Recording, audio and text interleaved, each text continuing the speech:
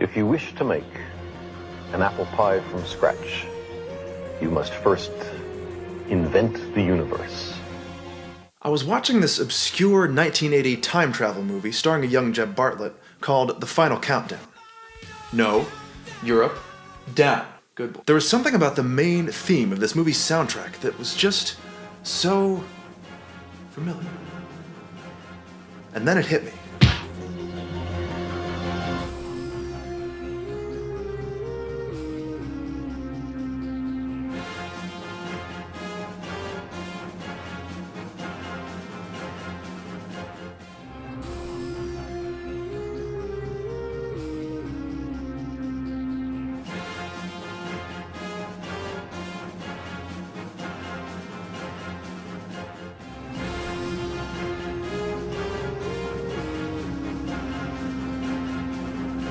Thrilled by my discovery, I lifted the wand of Google and I cast an information gathering spell. By the power of Larry Page.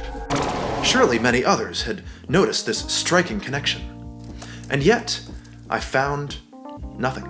I never really liked being a wizard anyways. Undeterred, I cast my line out once more, and I made some interesting discoveries. Particularly on YouTube, many people were commenting about other songs that they thought were similar to Rick and Morty.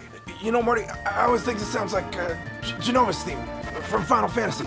From Final Fantasy VII, Morty. Geez, Rick, I thought it was like Invader Zim plus Doctor Who. Shut up, Morty. It's like Doctor Who and X-Files. They had a baby. They had a baby, Morty.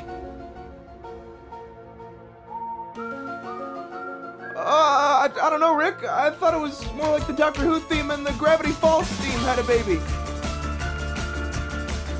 Shut up, Morty. It's Metroid. It's Metroid Prime, Morty. I can't quite seem to get the Rick Sanchez. But Morty's okay though. All I can hear is smoke weed every day. Wait, what? As in... Smoke weed every day. Now, here's what's very interesting.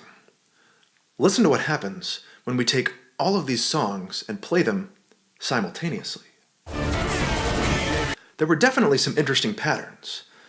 There was that kind of frantic, pulsating feel, and that same synth lead sound showed up quite a lot. Some of the other connections were a bit more tenuous, particularly Gravity Falls. I didn't notice much in the way of musical connections, other than the first notes of the melodies sounding very similar.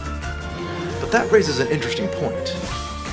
In addition to the musical connections, we should also consider the non-musical connections. Almost all the songs mentioned were TV show openings, and the ones that weren't were sci-fi video games. My guess is that people weren't noticing musical connection between these two opening themes as much as they were noticing a connection, perhaps subconsciously, between the shows themselves. And with that subconscious connection already there, that little bit of musical similarity was enough to spark the idea and bring it to the surface. Now, this is all very interesting, but it's not really conclusive. If we really want to get to the origins of the Rick and Morty opening theme, we need to go to the source. In an interview with Pitchfork, Rick and Morty composer Ryan Elder explained that this song was originally written as the opening theme for Dog World, another show that Justin Roiland had in the works. He said, quote, "The theme's reference points were obviously Doctor Who, a super big influence on me, but also Farscape and Invader Zim. Justin and I talked about creating this larger-than-life sci-fi adventure score for Rick and Morty, and this theme that I had written for Dog World just seemed so perfect for it." So, he mentioned Doctor Who and Invader Zim. Also, Farscape, which sounds like this. Notice the very intro is really similar. He did not mention Genova's theme from Final Fantasy VII, the Metroid Prime menu music, Gravity Falls, X-Files, smoke weed every day. But he also did not mention the Final Countdown. Europe, no. I think that's very interesting because, again, take a listen. The connection is striking. So as I see it, there are essentially two possibilities. Either this is a coincidence, in which case it's a very striking one, which is fascinating in itself, or it's not a coincidence. Now, if it's not a coincidence, we can only speculate, but there are many possibilities. Perhaps there's some kind of larger-than-life sci-fi adventure theme archetype buried deep within the collective unconscious that both Final Countdown composer John Scott and Rick and Morty composer Ryan Elder were drawing from. Perhaps Ryan Elder had seen the Final Countdown, and this melody stuck with him in the back of his mind. And so when he thought of sci-fi, larger-than-life, adventure, this theme emerged.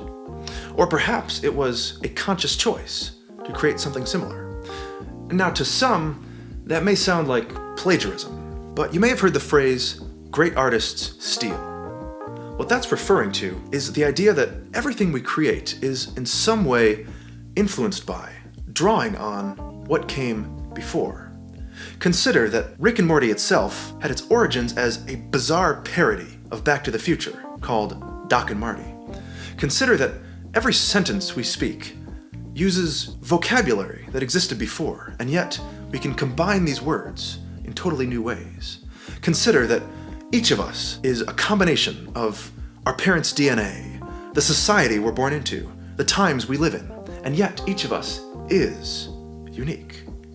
If Ryan Elder had wanted to create something 100% original, well, not only would he not have been able to use any of these influences, if you think about it, he wouldn't have been able to use any of the instruments he used either, because those already existed.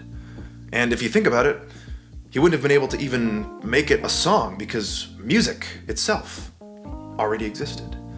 And that is what Carl Sagan was getting at when he said that if you wish to make an apple pie from scratch, you must first invent the universe. Originality doesn't mean inventing something completely from scratch in a vacuum. It means taking what's there and combining it in new ways. The opening theme to Rick and Morty is a brilliantly crafted, original piece of music, and yet we can notice and speculate on all of these connections to music that came before. And surely, someday soon, there'll be other TV shows with opening themes that remind some people of Rick and Morty. And that kaleidoscopic evolution is what art and creativity are all about. Okay, Europe, you can come up now.